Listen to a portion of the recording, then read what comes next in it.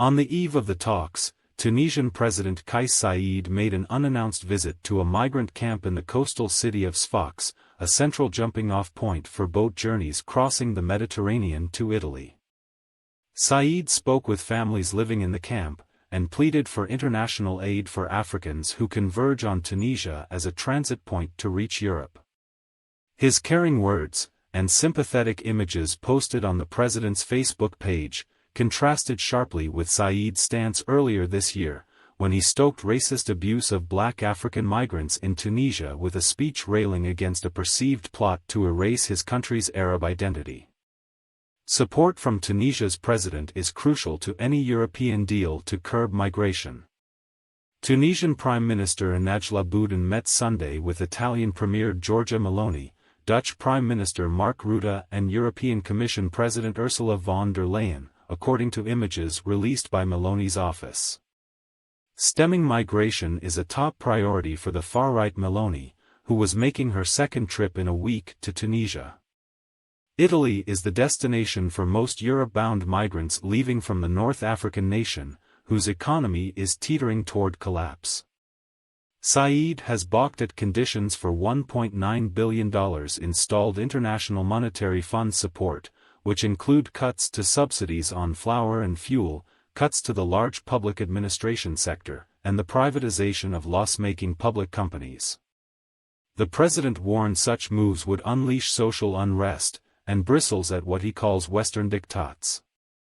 The population is already restive, and disillusioned with both Saied's leadership and the country's decade-long experiment with democracy. That has pushed more and more Tunisians to risk dangerous boat journeys across the Mediterranean to seek a better life in Europe. Tunisia is also a major transit point for others seeking to migrate.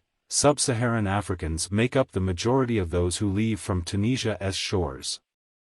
Tunisia is a priority, because destabilization in Tunisia would have serious repercussions on the stability of all northern Africa, and those repercussions inevitably arrive here, Meloni said Thursday.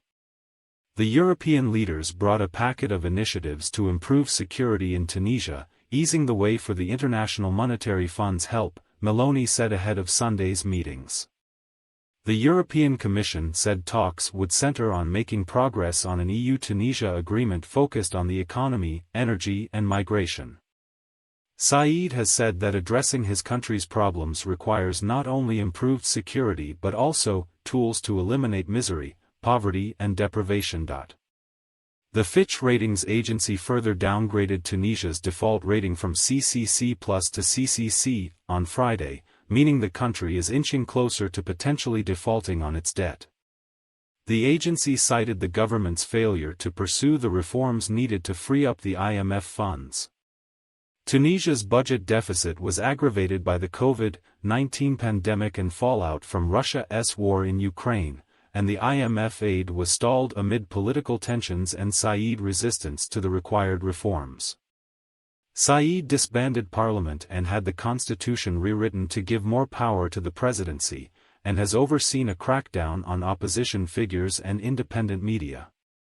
Saied said Tunisia is struggling to cope with migrants from other African countries who settle in Tunisia or transit through, and called for international aid to fight migrant smuggling networks that consider these immigrants as merchandise thrown into the sea or the sands of the desert.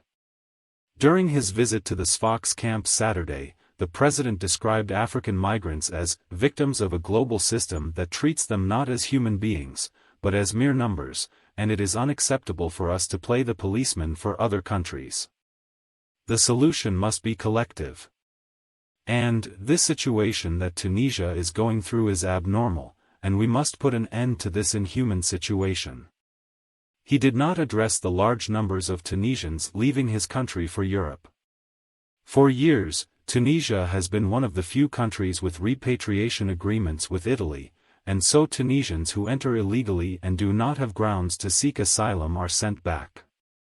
A migrants' advocacy group, the Tunisian Forum for Economic and Social Rights, held a demonstration when Meloni visited the country on Tuesday and planned another for Sunday. The group and some 30 other organizations issued a joint statement denouncing the Italian government's repressive policy towards illegal migrants and the forced repatriation of the latter to their countries of origin. The EU's member countries on Thursday sealed agreement on a plan to share responsibility for migrants entering Europe without authorization, the root of one of the bloc's longest-running political crises. The plan is still in the early stages and may meet resistance at the European Parliament.